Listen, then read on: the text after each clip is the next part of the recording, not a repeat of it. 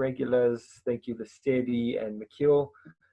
Good to see you guys here. And yeah, we are almost, well, basically at the end of term 2, which is really, really exciting. We've covered pretty much all the content that we need to cover for term 2's work, which is really, really amazing. So if you have been here the whole time, thank you very much. It's much appreciated, and I hope that the lessons were really, really helpful, and that you learned a lot from these lessons.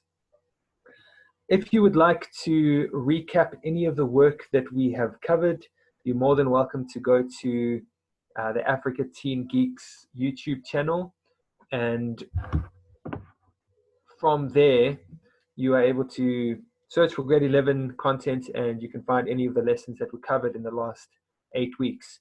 What we're going to be doing in the next few weeks is we're going to be looking at covering some of the work that we did do in the last few weeks as well. So we're going to be doing some revision work. So if there are any topics in particular that you are really, really struggling and that you'd like me to cover next week, then please send me a message and I can focus specifically on that section. So maybe if it's Excel, if it's Access, if it's Microsoft Word, if it's HTML, then we can look at that and we can do a couple of lessons specifically aimed at some of the things that you really, really are struggling with. So today is our last lesson on information management. And what we have been looking at is we have been looking at how we need to go about completing our practical assessment task. So we've been looking at the theory content, which can then be applied to the practical side of things. If you have any questions throughout the lesson, please send a message to the chat and I'll try answer your question. So like I said, today's lesson is the last one on information management. What we'll be doing tomorrow is we'll be doing a Kahoot quiz on information management. So if you have Kahoot on your app, on your phone, download the app. And then what you can do as well is, if you're doing it on the computer, just make sure that you have 2 tabs open. Okay, so we are looking at the final stage of your practical assessment task. We've kind of looked at it in 3 phases, which is generally what you get when you are doing your PAT. You'll get a phase 1 that you need to complete, then a phase 2, and then a phase 3. So we are looking at the final stage of your practical assessment task. And we're going to look at different ways of reporting. So that's one of the outcomes for this lesson, that hopefully you understand how to report in different ways. We're going to be looking at creating a report as the second point over there. And then we'll be looking at presenting the content on a website.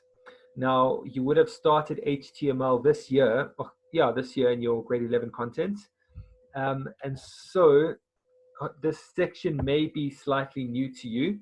However, it will be covered more in depth in term 3 and term 4 of grade 11. And then you will need to do quite a bit of HTML when you get to matric as well.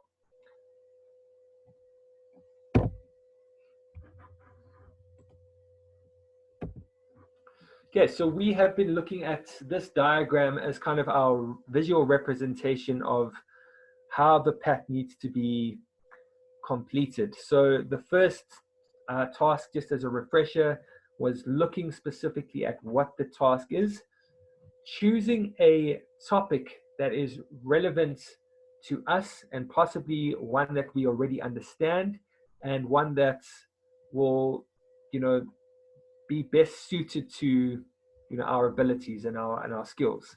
So when you're given your practical assessment task, you will be given a list of topics that you need to choose from.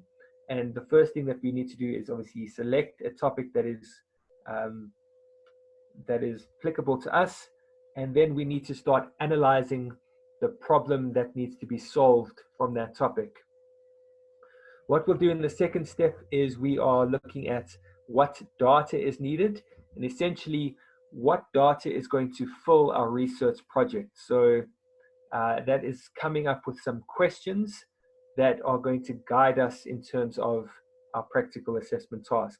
A reminder that you're going to have 2 separate types of questions that you ask.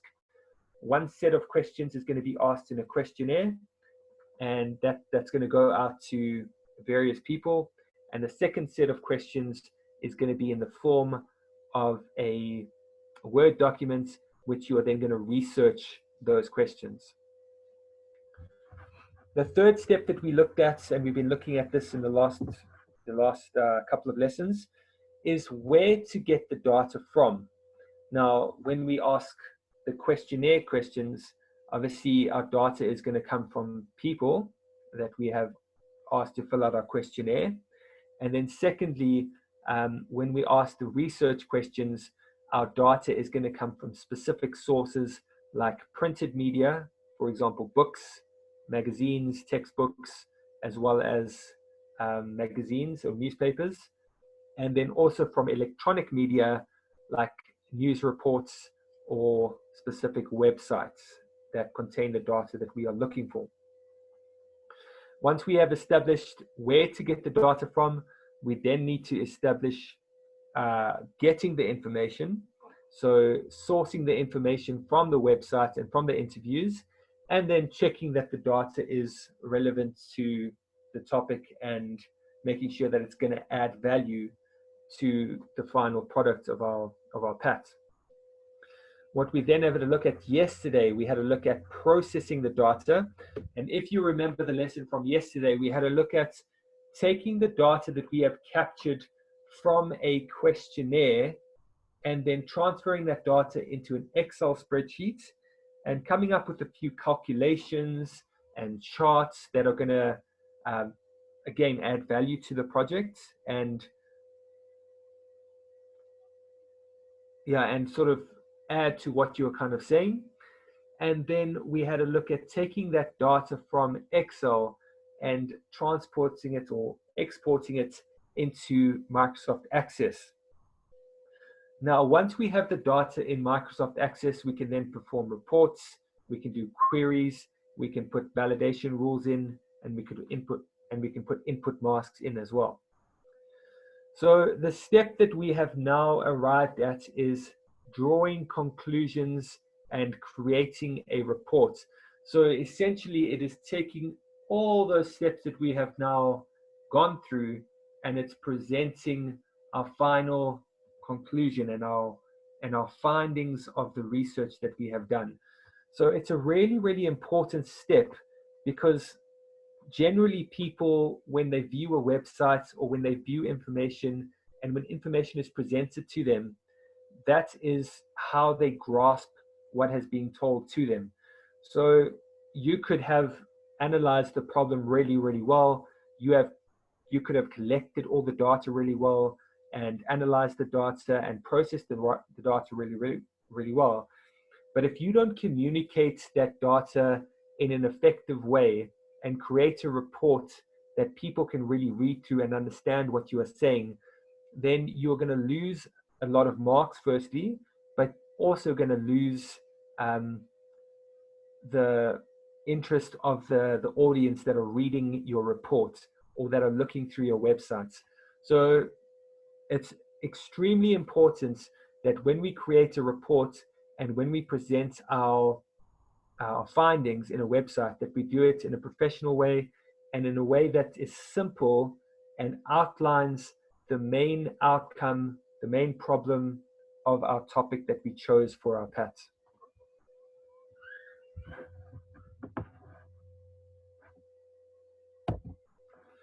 So the information management cycle kind of looks like this diagram that we have in front of us over here. It's first understanding the problem and then identifying specific headings as well as asking the right questions. Now, the questions that you're going to ask in your research questions are going to be formulated into various headings. What you generally want to do is you want to find some background information on the topic that you have chosen.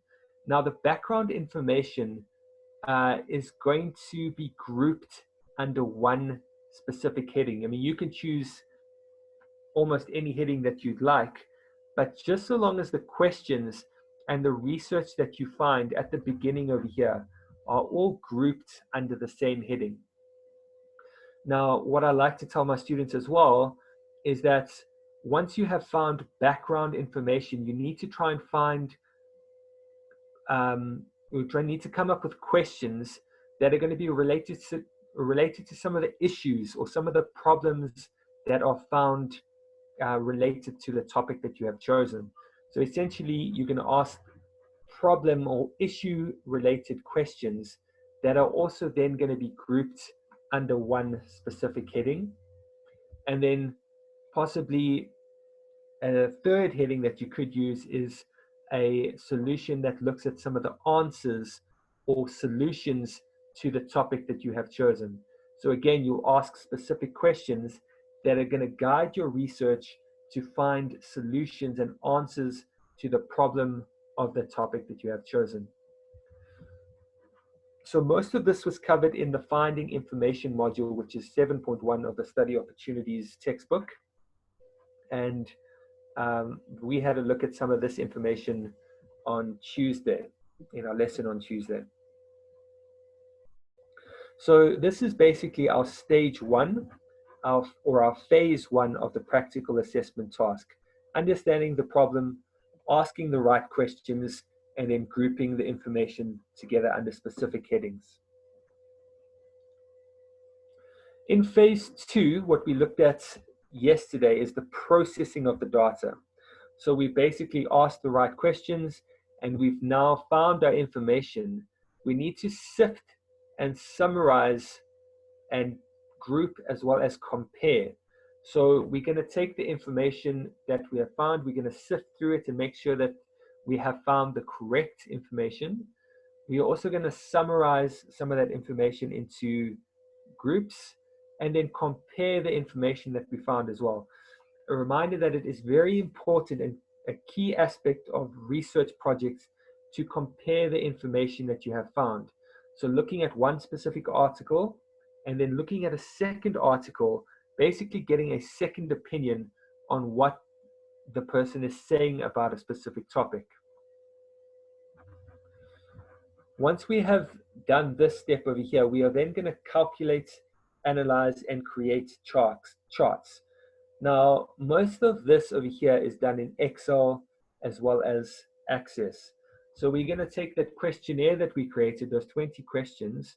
We are going to now do some calculations and we're going to create some charts. Now, the nice thing about this over here is it basically starts your information that you're now gathering basically is now starting to form some conclusions and you are starting to see some trends in the information that you have gathered. And creating charts is a visual representation of the information that you found, which is generally understood a lot better than reading an entire article by a user.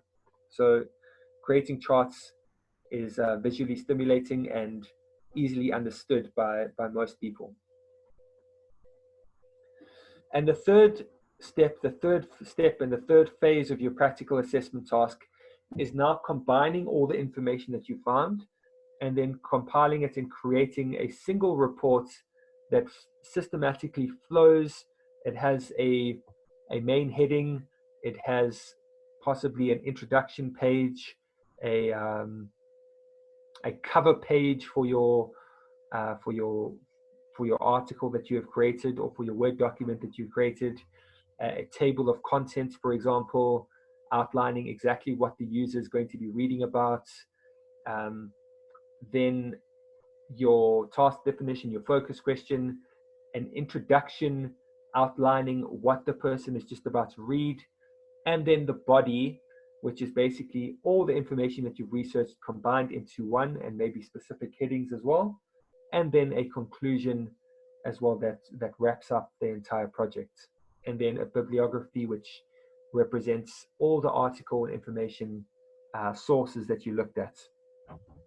So that's the first kind of report that we are looking at here, and then taking that information and displaying it in a website is also one thing that we'll need to do. So there are different ways of reporting. when you guys did your PATs in grade 10, you should have presented your information in a PowerPoint presentation. When you do it in grade 11 and grade 12, you'll have to present it in a website. So the ways to present your findings is first of all in a report. Now the report generally takes the form of a Word document.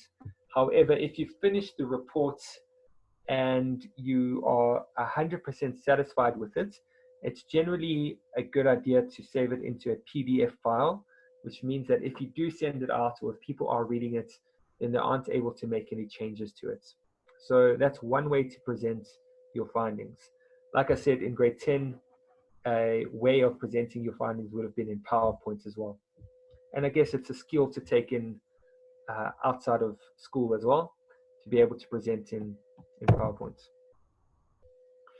Second way is posters. Now we don't really use posters in the for the PATs, but it is another way to present your findings. And again, a poster would be something that's eye-catching and that where people are able to kind of see the information that you've gathered and visually understand the conclusions and the outcome of the PAT that you completed. And the third one, which you need to be able to do, is your website, which you're going to take all the information that you gathered and in a simple way create an HTML document and then save it into the form of a website. Now, most schools, I guess, use Notepad++ in order to develop their websites. So it's basically a language that you need to understand. HTML stands for Hypertext Markup Language, and it's a programming language which obviously allows you to create a website which people can access on the internet. When you are creating your website, you'll need to be able to create a structure in your website that allows you to kind of simply display your information and also your images on your website.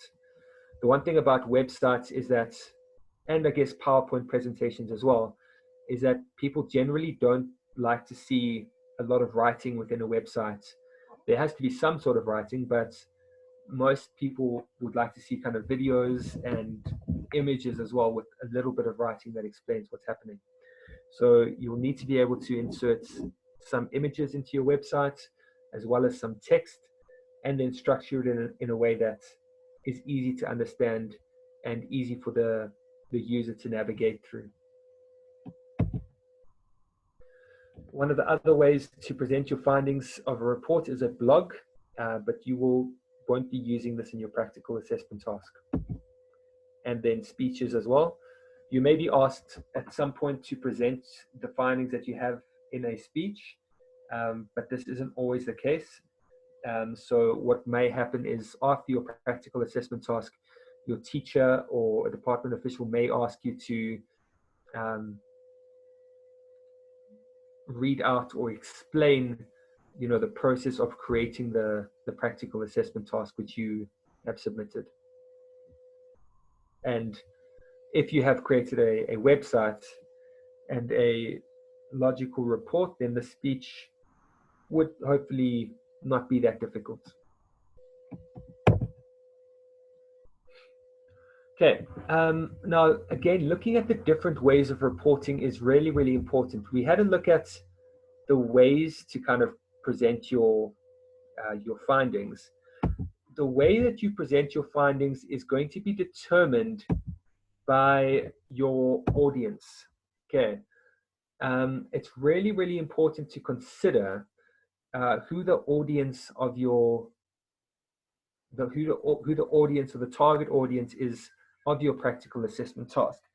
Now, if you remember back a few lessons, we had a look at your task definition. And in your task definition, you had 4 points that you really had to focus on. You had to first look at what the problem was, and you needed to kind of outline the problem in a clear and concise manner. You then had to look at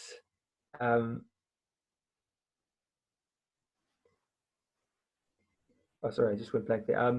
You first had to look at the problems related to the topic that you had chosen, and you then had to look at kind of ways that you were going to go about completing the practical assessment task.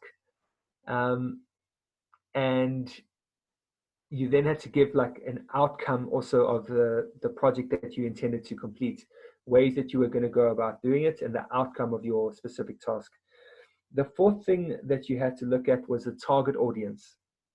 Now, when you report something, the audience is extremely key. If you end up using a lot of possibly slang terms or languages that high school students that would understand, and your target audience that you initially said, maybe you said that your target audience wanted to be people between the ages of 30 and 50, then the report needs to be aimed at that audience, and the language that you use as well as the images that you use need to be guided by the audience that you have.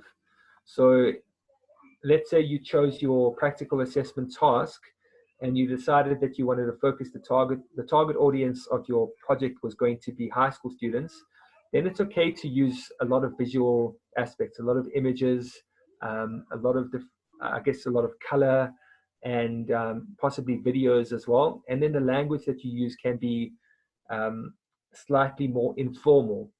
Whereas if the target audience that you selected right at the beginning was older people, then possibly image isn't the best way of reporting your findings. Possibly bullet points and a more formal type language. So the ways of reporting is impacted significantly by who the target audience of your report is.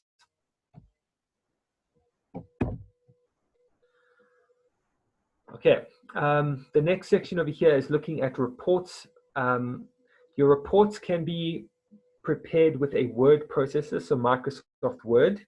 And what you can do is you can have a hard copy as well as a soft copy. And your hard copy is essentially your one that you've printed out, and the soft copy, the one that you've saved. When you're creating your practical assessment task, you generally start with Microsoft Word. You then move into Microsoft Excel, then into Access, and then into HTML. It's the easiest and most logical kind of flow of programs to use. Okay, it's easier to understand when summarized in presentations. So like I've been saying, once you have created your reports in a presentation like Microsoft PowerPoint or your website, it's easier to understand your report and what your findings are when it is summarized into small groups and into a specific program. You can also present it using the internet, like I said, websites, blogs, social media platforms, and then audience can refer to the online resources. Yeah, just the way that the information kind of progresses in your practical assessment task. To understand, it's good to understand kind of the flow of information as this kind of the information flows from our research or from our execution of our task. The data that we have over here at the beginning is basically the questions that we start asking at the beginning of our project. So we start looking at questions that we can research and how do we go about, in the right direction for a practical assessment task. And that data really then turns into information when we start grouping information together and when we start coming up with charts and analyzing sort of the data that we have collected and drawing conclusions about the data that we collected. Knowledge only comes right at the end once we have now presented our findings to someone. So it's basically taken from data, information, and then if I read your report or the practical assessment task that you've created, if I read what you have presented and what you have concluded, it then becomes knowledge to me. So this is the flow of information and just kind of how data transforms into knowledge. When you're going about your practical assessment task, it's important to plan the structure and have a good plan of how you see things progressing. And hopefully from these lessons over here that we've done in the last few days, I know it's been heavy information and it's sometimes quite difficult to follow. It's important to have a good plan of how you intend to complete the practical assessment task. So in the first phase over here, you'll be looking at the problem. You'll also be looking at what you focused on and what you did to solve it. Now, the reason why we have a look at this image over here is so that if we get to, let's say, phase 3, and we kind of losing track of what we're even doing and we don't know why we've got this information over here, we can immediately go back to phase 1 and we can state, or we can see what the initial problem was and what the initial focus of your investigation was. And if we can go back to these steps, if we've got a good plan, it then becomes easier to kind of go back, realign where you're going, and then move forward again. Whereas if you've just kind of moved along without any sort of plan, it's easy to kind of lose track of where you're going.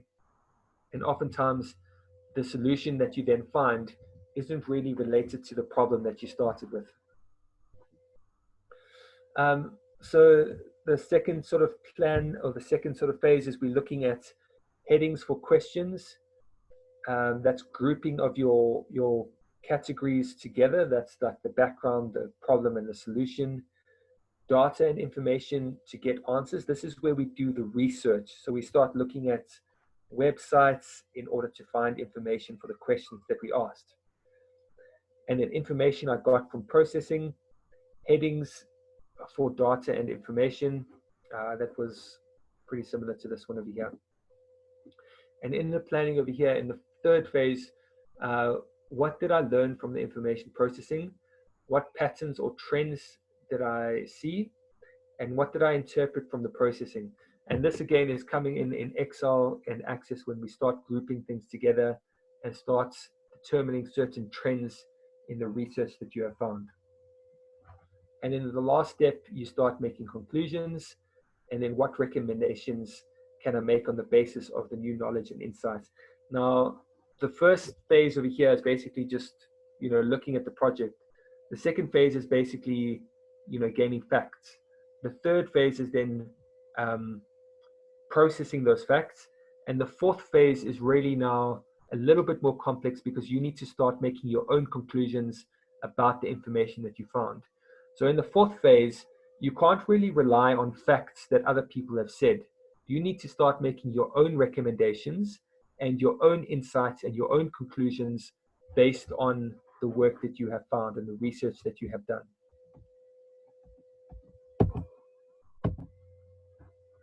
Okay, so the sections of reports, and remember the report is created in Microsoft Word, is your first part over here, which is essentially your cover page, your table of contents, and your introduction. The first part over here would also include your task definition, as well as your focus question that you have completed.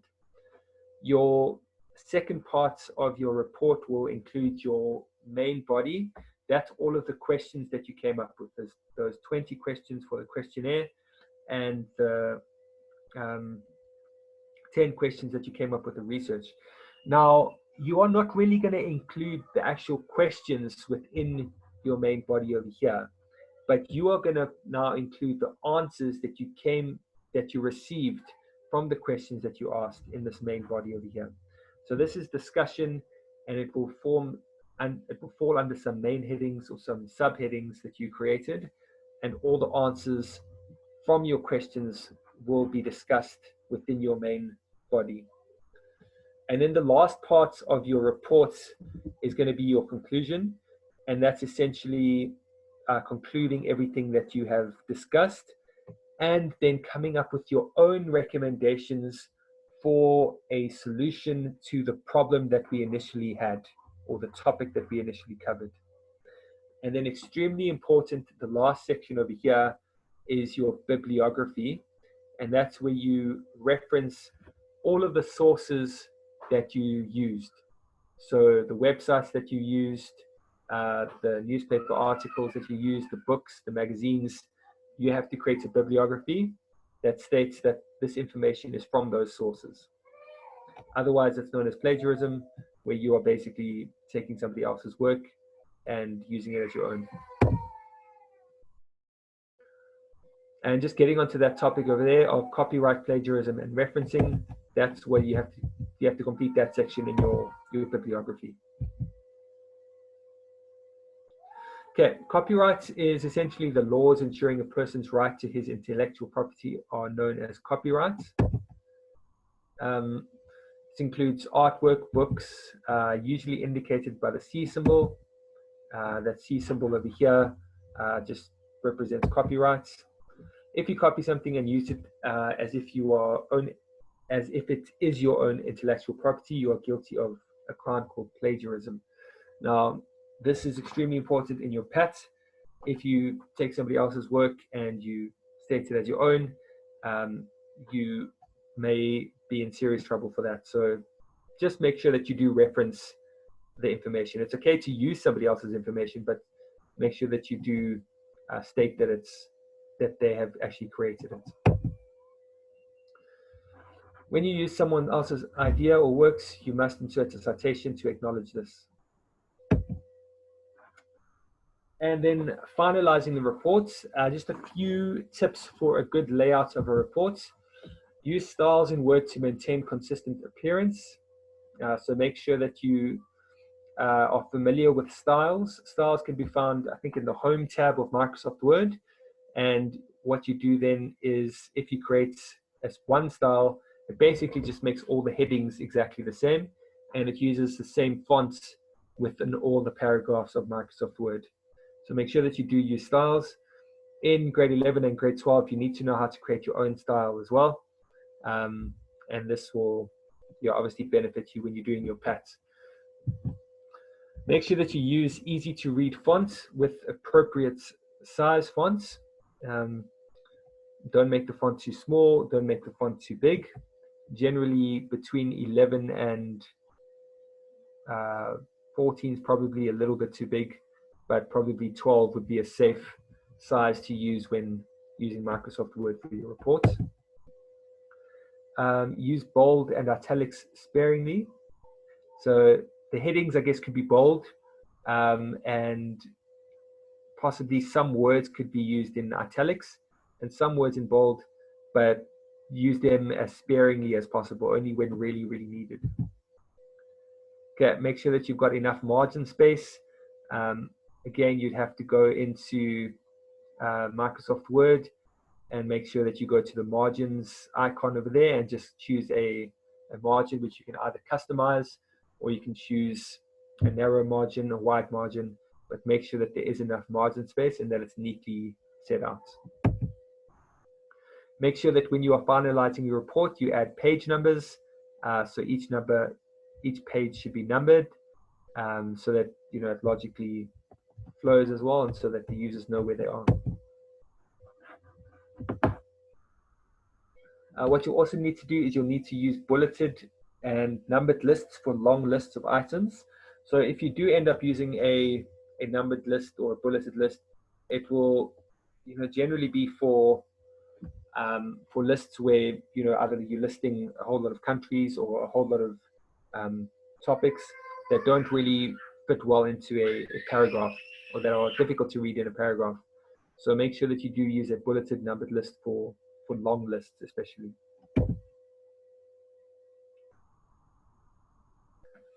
The finalizing of the reports is obviously the final part of our practical assessment task.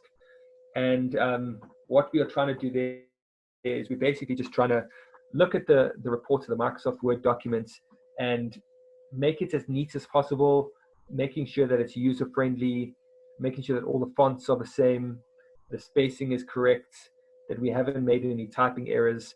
So essentially what we're doing over here is we're just basically freshening up our reports and making sure that it is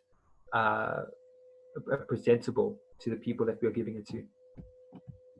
And you do get quite a lot of marks for your practical assessment task for finalizing a report and kind of doing these things. So you get extra marks for no spelling mistakes. You get extra marks for making sure all the fonts is the same. You get extra marks for using the same styles. You get extra marks for page numbering. So all of these things add up and end up giving you a better mark for your practical assessment task. Okay, one of the things that you possibly could do in your reports is you could use graphics. Now, these are either going to be videos, diagrams, pictures, photos, charts, and it's essentially just to, again, add value to your project and to basically give a visual representation of what your message is and what your topic is. So it's important to not use too many graphics, and also make sure that the graphics that you use are appropriate. So possibly using a chart every now and then to kind of represent what you are saying in your message.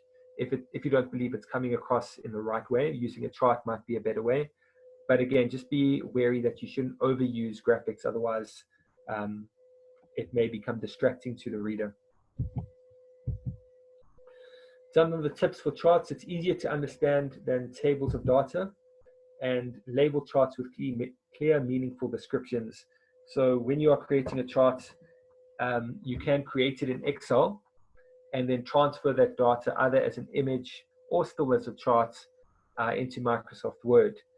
Now, this is quite helpful because if you do an export from Microsoft Excel into Microsoft Word as a chart, if you update the information on Excel, then it automatically updates on Microsoft Word as well.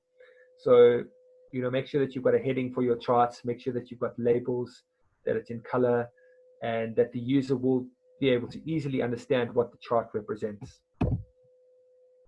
Like I said, use colors, patterns, and textures.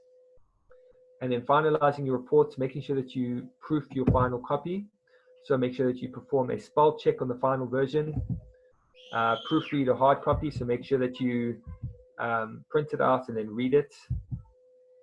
And then get someone else to proofread it as well. So possibly your teacher or a friend, a family member, get one of them to read your report as well, so that they can identify any issues that there may be with the report. Okay. That covers everything that you should know for your practical assessment task. I know that that was a really, really heavy kind of load of information to take in, and it's taking the information from a theory aspect and then transferring it to a practical side. So yeah, I hope it kind of made sense. If it didn't, please just message me and say that you didn't understand the section. You are more than welcome to email me on at aflint@newtonhouse.co.za. Again, like I said, social media tags, hashtag lockdown school. You can visit Africa Teen Geeks website. You can also go to Africa Teen Geeks YouTube channel and find any of these videos. And yeah, just kind of recap or revise any of the work that we have done over the last 8 weeks. Yeah, guys, thanks for being here. Just a reminder of the lesson tomorrow. We are doing a Kahoot quiz. So please make sure that you either, if you're using a phone, to download the Kahoot app, or if you are on a computer, make sure that you know how to use Kahoot. I'm just going to post it in over here so that you can see it. It will be in the group chat. Looks like that. I will basically just present my screen to you guys, and you will type in a code that I will give you, and we are going to be basically competing against each other based on this work that we have got, that we just covered in the last few days. Yeah. Okay, guys, if there isn't any questions, then you are free to go. Thank you very much for being here, and I will see you guys tomorrow. Thank you very much, grade 11s.